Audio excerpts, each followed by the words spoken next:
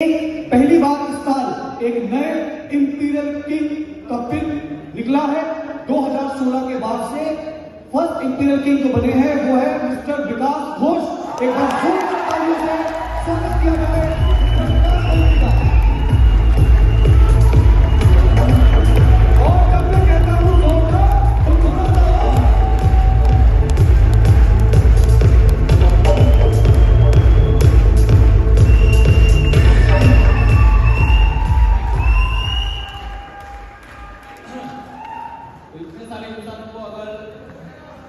इतने सारे इंसानों का प्यार में अगर दिल गदगद हो जाए तो मन से सिर्फ एक ही आवाज निकलता है, एक ही शब्द निकलता है, उसे कहते हैं शुक्रिया।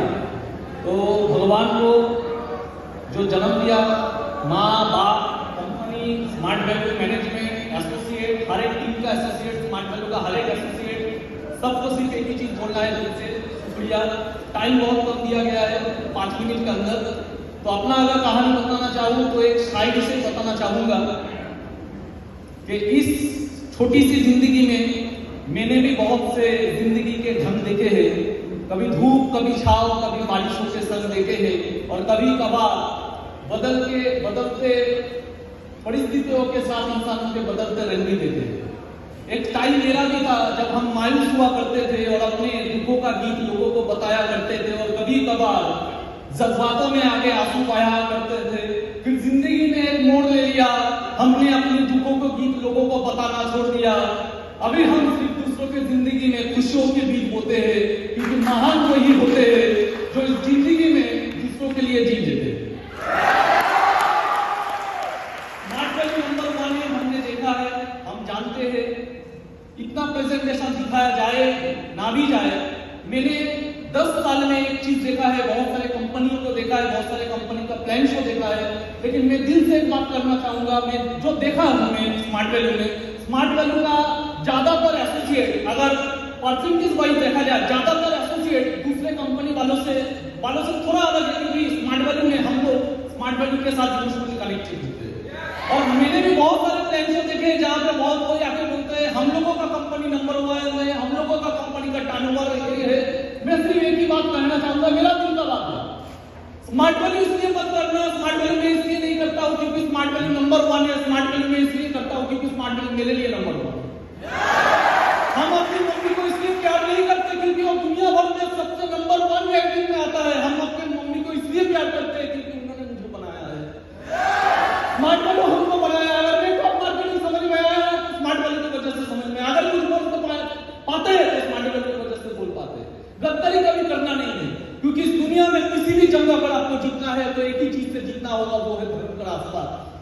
एक दफा एक मैसेज जो हर एक इंसान के लिए जरूरत है। एक दफा महाभारत के युद्ध में कर्ण के साथ कृष्ण का संवाद हुआ। वहां पे कर्ण जब रोते हुए कृष्ण को बोलता है कि क्यों आज मुझे दंडित किया जा रहा है, तब कृष्ण बोलता है कि तुमने अधर्म किया कर्ण, इतना समर्थ होते हुए भी तुमने अधर्म किया है। तब कर्ण कृष्ण से बोलता है कि मेरी मम्मी ने मुझे उसी वक्त छोड़ दिया जब मैं पैदा हुआ। इसमें मेरी क्या गलती थी कि मैं एक नाजायज बच्चे के रूप में पैदा हुआ था।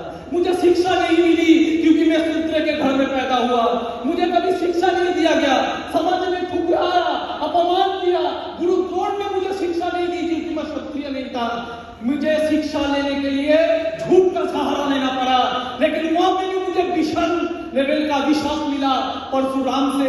आप बताओ राधा, इसमें मेरी क्या गलती थी? मेरी माँ ने भी मुझे उसी समय आके सच बताया जब उन्हें बाकी बच्चों को बचाना था, मुझे नहीं बचाना था। आज मुझे जो कुछ भी मिला सिर्फ दुर्योधन के कारण मिला। अगर मैं दुर्योधन के साथ हूं तो मैं कहां गलत हूं, मैं कहां अधर्मी हूं? तो भगवान कृष्ण उसको बताता है जिंदगी किसी का गुलाबों के फूलों से सजा नहीं होता, हर किसी के जिंदगी में चुनौतियां होती है। मैंने कारागार में पैदा हुआ, कारागार में पैदा होने से पहले मुझे मारने की कोशिश किया गया। मैंने भी अपने माँ बाप को छोड़ना पड़ा। तुम तो उस लड़की से शादी किए जिसको तुम चाहते थे, मैं जिसको चाहता था उससे मेरा मिलाप नहीं हुआ। मुझे तो सिर्फ वही मिली जो मुझे चाहती थी, या तो जिसको मैंने राक्षस से बताया।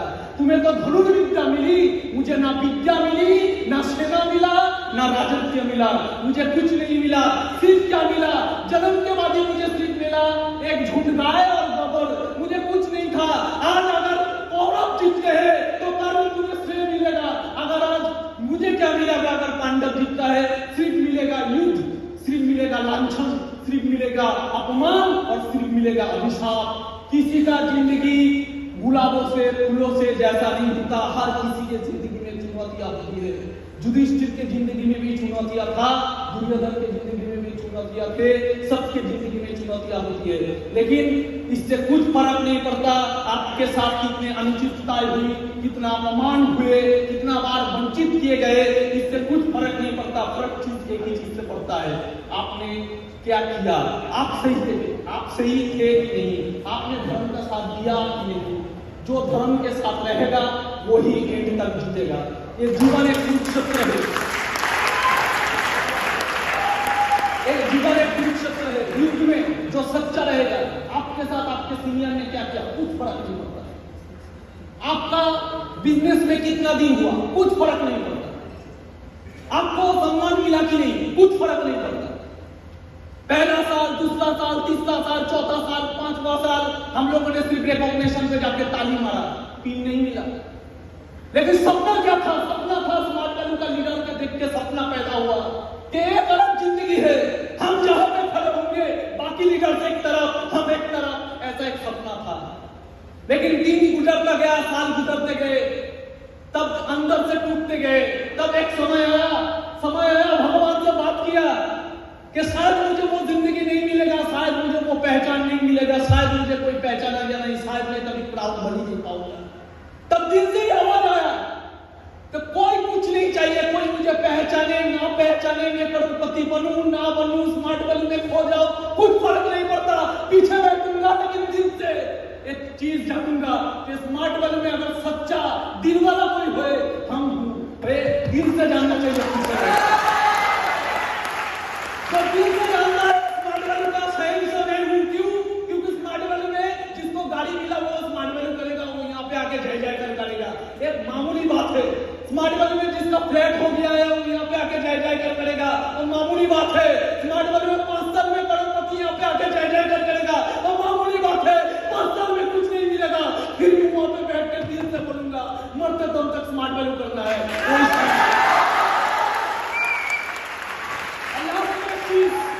जिंदगी में स्मार्ट वैल्यू मिल जाए, जिंदगी में हम स्मार्ट वैल्यू के साथ कनेक्टेड हो जाओ, सब कुछ सही है।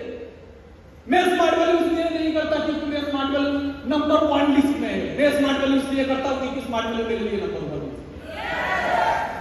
कोई आके मुझे अपने इशू दिखाता है और बोलता है स्मार्ट वैल्यू से बड़ा कंपनी हम लोगों का है। हो सकता है भाई, वो तेरे लिए बड़ा कंपनी है, मैं भी सेलिब्रेट करता हूं, लेकिन मेरे लिए मेरा स्मार्ट वैल्यू है।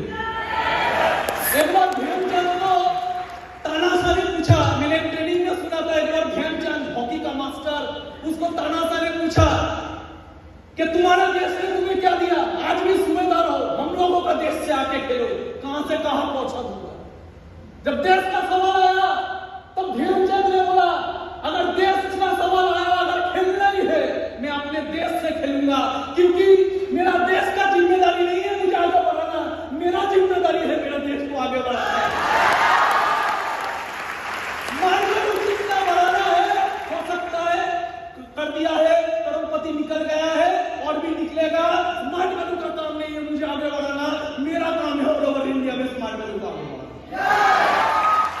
और इस देश में एक चीज चाहिए, अर्जुन तो आपको होना होगा, धनुर्विद्या तो आपको सीखना होगा, धर्म के रास्ते पे तो आपको जाना होगा, लेकिन सब मिल गया। एक चीज अगर नहीं चुनोगे तो मर जाओगे। वो चीज है क्या?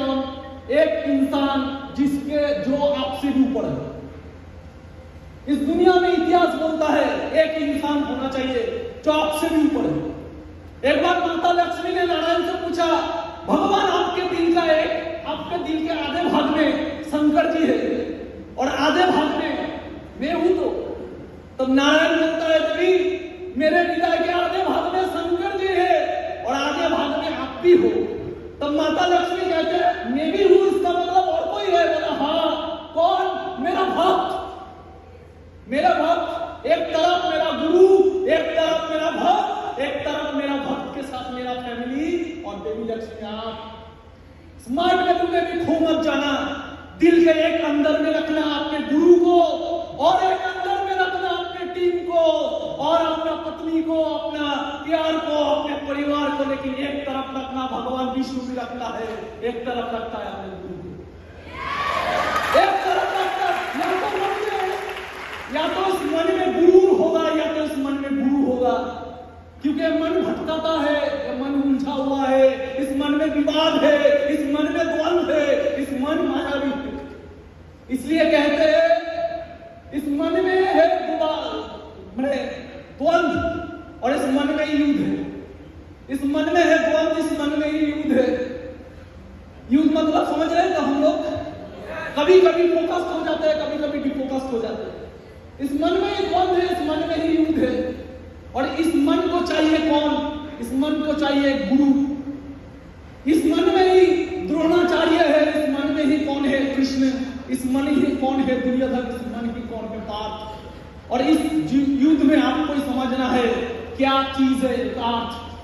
इस युद्ध में अगर आपको जीतना है तो आपको यथार्थ काम करना पड़ेगा। यथार्थ मतलब जो बंगाली में कहते हैं यथार्थ। यथार्थ माने की क्या करते हैं?